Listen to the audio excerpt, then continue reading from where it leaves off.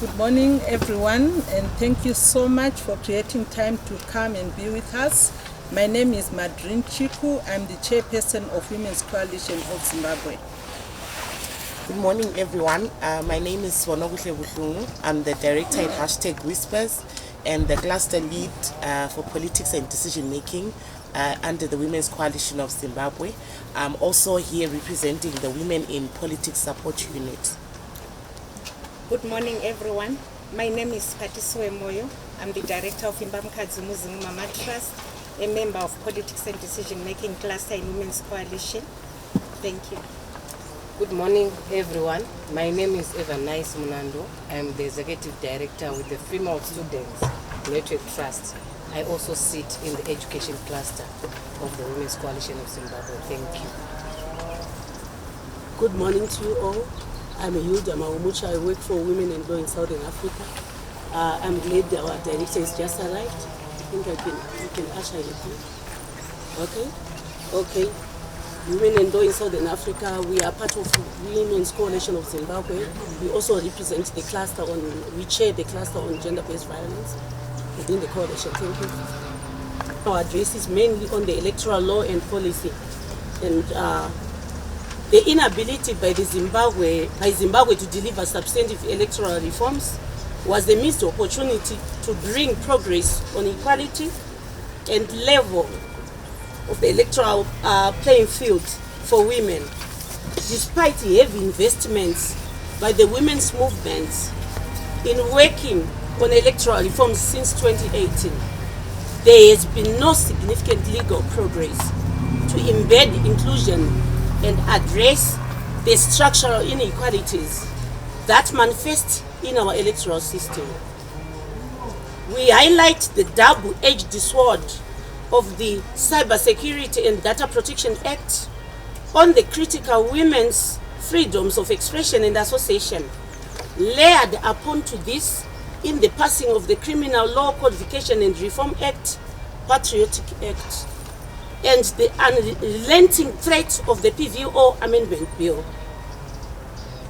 Collectively, these had an impact that was quite regressive on the science and the fundamentals of the rights of women in protection of the law.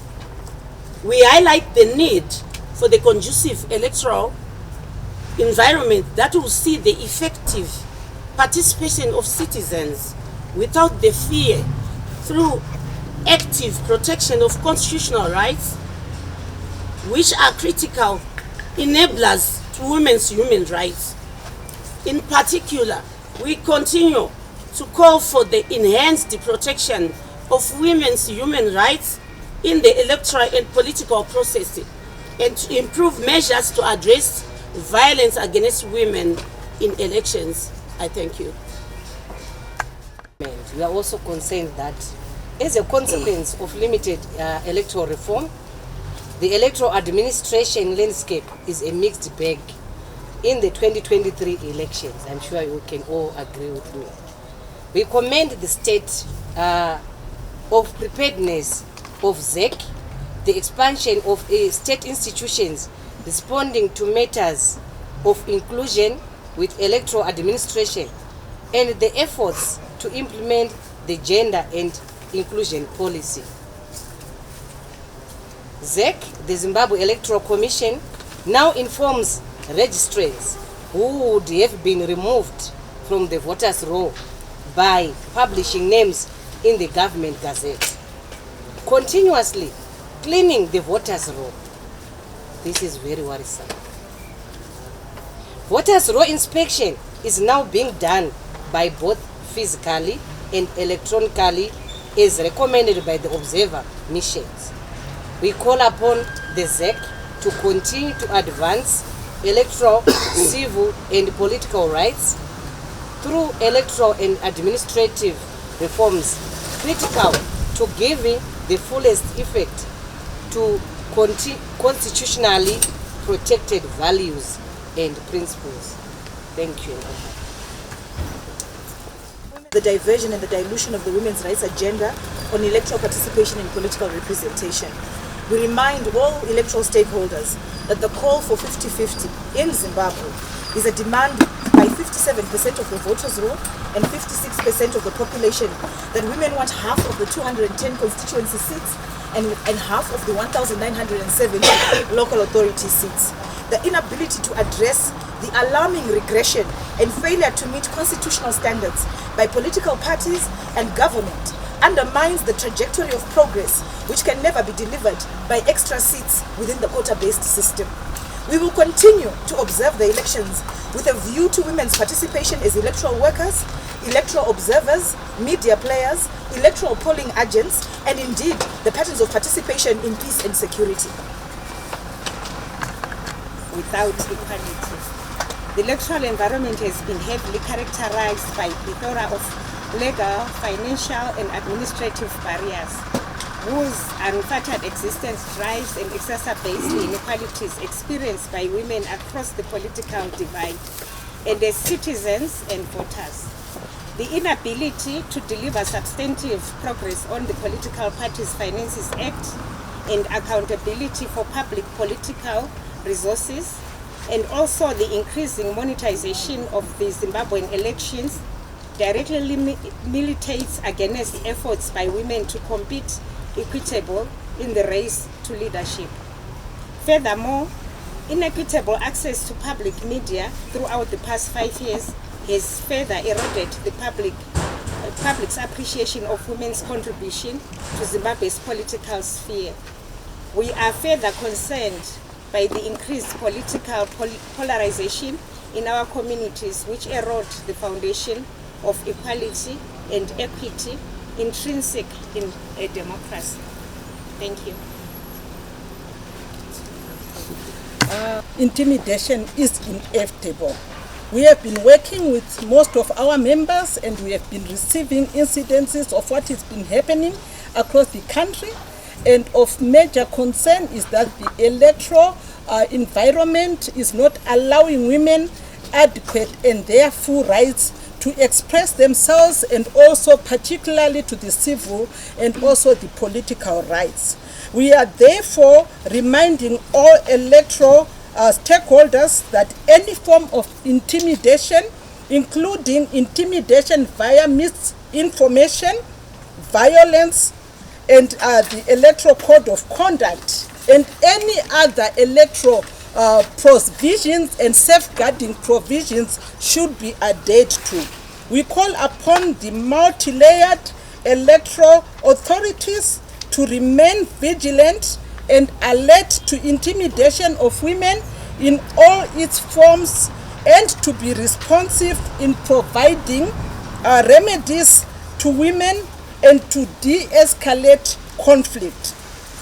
The Women's Coalition of Zimbabwe takes this opportunity to amplify our calls for restraint by political parties and citizens at large during polling, and as we await the official announcements of the results.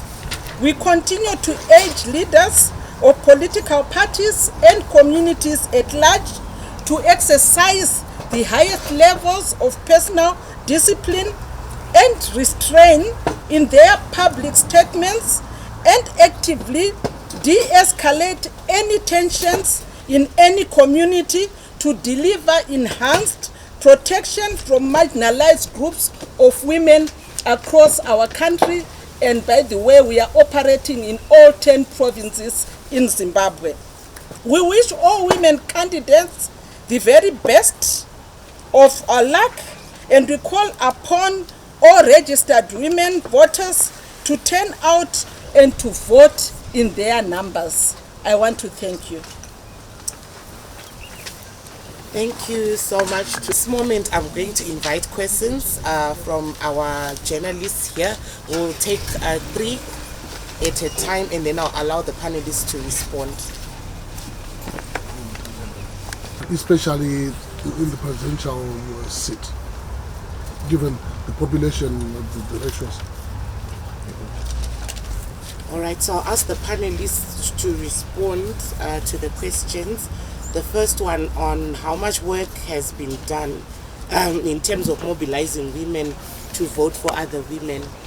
I would have wanted Saki to respond to that, but Hilda, okay, to the say you can go ahead. Hilda will respond on the quota sets, if they are important, or we need to abide to the Constitution on the issue of 50-50. Thank you very much, Madam Chair.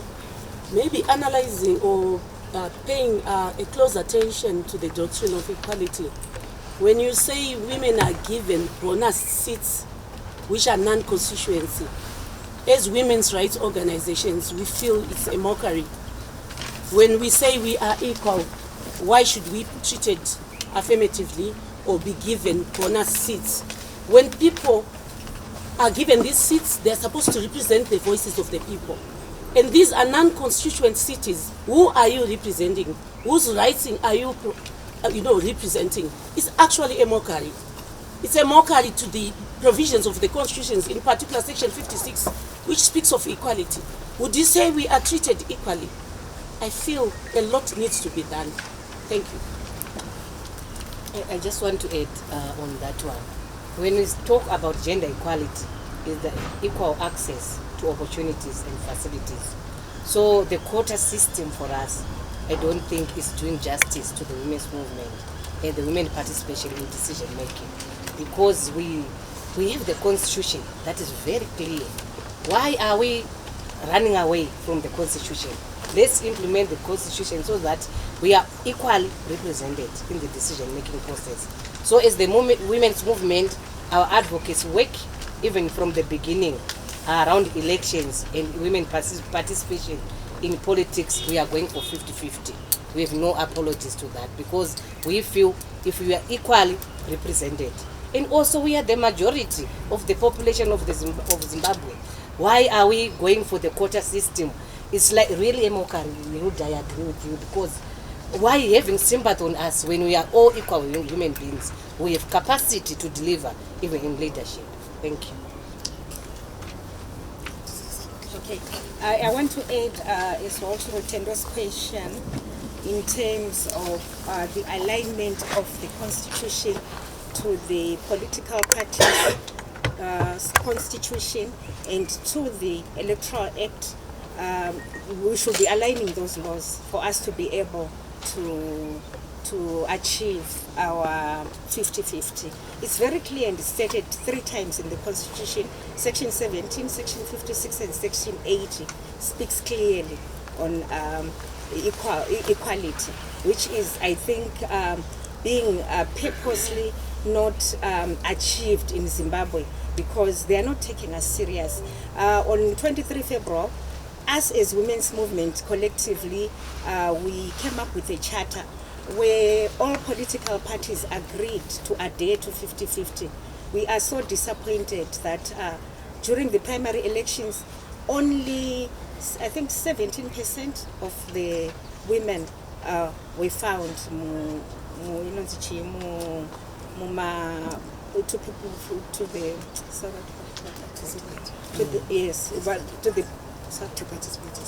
Yes, so we are very much disappointed. We are asking the government, the political parties, and all relevant stakeholders to take us as women seriously. We want and we demand gender equality 50-50. Thank you. Before I hand over to the chair to respond on her reactions on the number of the female candidates in this upcoming elections, I also want to respond to Ruvimbo on the question of how much work has been done in terms of mobilizing women to support other women. I think without taking credit from all the women's organizations that we have in the country, there is so much work and collaborative efforts that the women's movement have done in terms of mobilizing. We actually had not foreseen the challenge of the high fees that then came up, but we really hoped to field as many female candidates as possible. Nonetheless, we are here now, and we are hoping the few women that are there are going to be supported by all the other women, and they make it through, especially to the House of Assembly. Our support goes unwavered, even for Valerio as the only female candidate that is standing in for the presidential slot. Okay.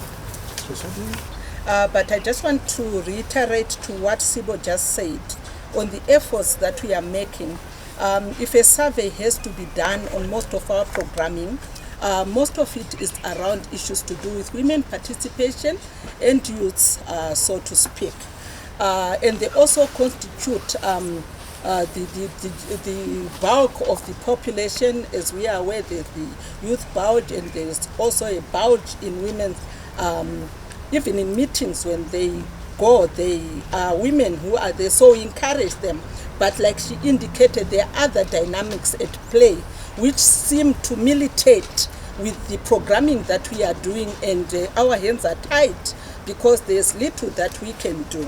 And coming to your profound question, our desire as women, not only in Zimbabwe but globally, is to also women taking in the leadership role.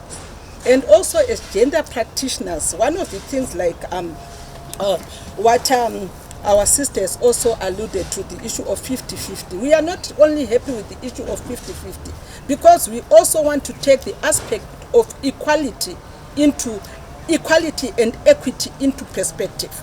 Because it's not going to help us if we're going to have 50% of the women in politics. But what we want to see of the 50% in politics is the equity. Because when we are talking of equity, we are talking of fairness. How many of those people are in decision-making portfolios? And as we can see, the equilibrium is tilted towards men. And right now, we are going to have no woman representing us in the presidium. But we are happy that we have Valerio, and we are not content, but at least we are happy. Our desire is to have women also taking the leadership. For a long time, since 1980, we have had men taking the presidium role. But going forward, we are hoping that we'll have women also, and that will be permissible, occupying that role. So to a less extent, we are happy that at least we have representation. We would have loved it if Linda had managed to go through, but we have representation, but we are not content. But we appreciate the fact that at least we are represented. Thank you so much. The women facing, and any examples that we can give. Thank you very much. Women have been exposed to a lot of intimidation, even at nomination stage, at community level, when people were trying to register. When we are married, we've seen these inequalities being expressed even at community level, where women were being called names for coming up and saying, I want to brave it and become a member of parliament or to contest as a councillor. That itself was indirect intimidation. It was being felt. Some would come to WILSA, reach out to women's organizations for help. And right now, the environment itself, some may not have been reported, but it has been felt, it has reached our desks. Some women have been intimidated in various areas. I'm not going to give specifics, but it's happening. It's there, out there. Thank you. I will, without this, to participate as a candidate, and when she was elected for the primary elections, how social media used her physical appearance to pull her down, and to comment on that as some of the reasons why she wanted to participate as a candidate. I'll also give an example of some skits that come up in the social media, whereby I saw one that was saying, Vakwasha murukuda kuvhotera kupi, vavataura zvavakataura vakwanzi torai mukadzi, torai mahari. I mean, to us it's not fair. It's an intimidation of some sort. Yeah, sexual harassment is very prevalent across the board. In our political parties, there's rampant sexual harassment that is happening. Sexual exploitation. If you want to run as a candidate, some things should happen. So we've been receiving such news, especially for young women who would want to participate in elections. You are into a political party, but it's a tie for something. So it's worrisome because there are no laws that's regarding the sexual harassment in the country. And hence, these young women, even older women, want to participate cyber harassment, that which Sibo has spoken about. You are online, you defaming, body shaming, name calling, you can name it. So there's already intimidation because the political parties that are there in the country, they are male dominated. It's a fact. So if you want as a woman, I think you should submit first to those men so that you get a position in the political party. And until and unless this country is really come into sight to really put these mechanisms that support or create a conducive environment for participation of women in politics, because we take it very lightly. If a woman is sexually harassed, especially, what happened recently for Sandra, I think it was a laughing stock.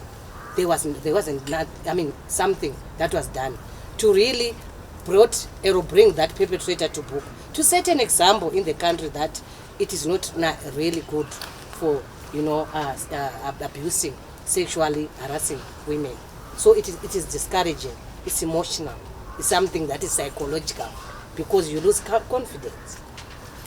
And also highlighting even the issue of lead President Linda Masarira, that despite the fact that we all know at times the content that she shares is very relevant, but the intimidation is quick on her appearance and that no gaze and things like that. But in all fairness, it's not like there are no men who look worse than Linda who are contesting as candidates, but their physical appearance is never questioned. So why would you want to bring down a woman based on the fact that you are thinking she's too dark or she's like this? At the end of the day, the relevant sentiments that she says are then not given much attention because people divert it and we then sing about it. It's fortunate that she's tough as she is, but imagine if it was other women, you immediately pull out of the race.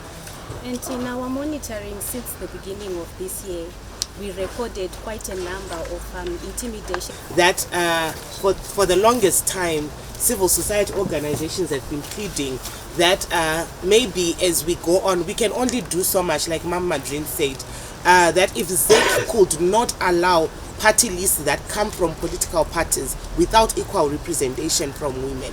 And we can only advocate, but the decisions are made at the top. And also, in as much as there are women, we spoke about it even yesterday, that from the political parties themselves, if you look at their structures, if women are there, they are not in the main wing. So pushing for a woman to then get in as a candidate or to be put on the list is very difficult. So before we talk about the decision makers at the top, from the political parties themselves, there is so much hindrance that's limiting the participation of women. If you are there, you are probably in the lowest structures, but you look at the main wing, you have 9 men and 1 woman. So even if you want to push for your other female counterparts, it becomes very difficult. So the barriers are already set from the political parties themselves. And like we recently we held the multi-stakeholder conference at the Sheraton.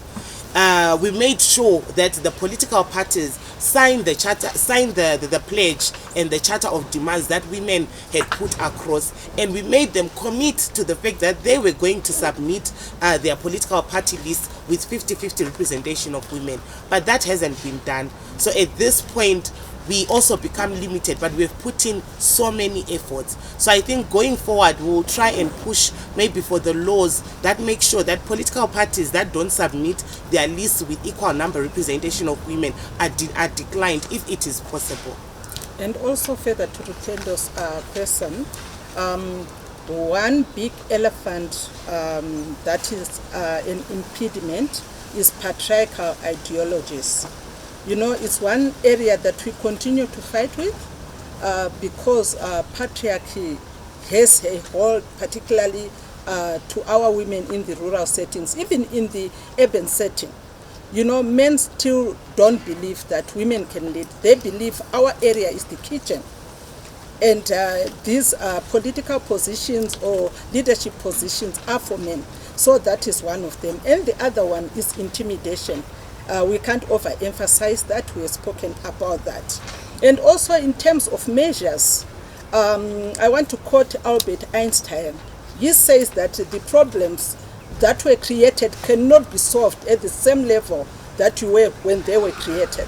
So one of the things that we always do as a movement is to do a SWOT analysis to see where we were weak maybe in our planning, what we didn't do well, and then from there we are able to strategize. We are also able to appeal to other higher bodies like you indicated. But we start by seeing what could have gone wrong, because you can't solve a problem without identifying what the problem is. We'll do a root cause analysis to find out what the problem is, because we may end up dealing with the effects, which are the leaves and all, but we need to go to the root to see what are those fundamental issues that are acting as impediments. So after elections, we always have a review, and this is one of the things that we are going to do going forward. And just to add on, Madam Chair, I think we are calling upon our male counterparts. Let's join forces, support us. We need to have transformation, to unlearn the things that we have been socialized with. We need to transform our societies. We need to transform as individuals. Especially, we are calling for collaborative efforts from our male counterparts. Support us, vote for us. You know, second us into the position of power without strings attached. Thank you. And we're actually calling upon you, the media, to put our cry out there so that it can be heard clearly. We as Women's Coalition, together with Gender Commission and other organizations, we advocated for Gender Equality Act, which was going to be very easy step to achieve gender equality in Zimbabwe, where we were going to be able to get most women in these leadership positions. But just because it was not like, I think, clearly reported out there, it died its natural death. We therefore requesting you media, please, our issues can be easily heard through you. Thank you.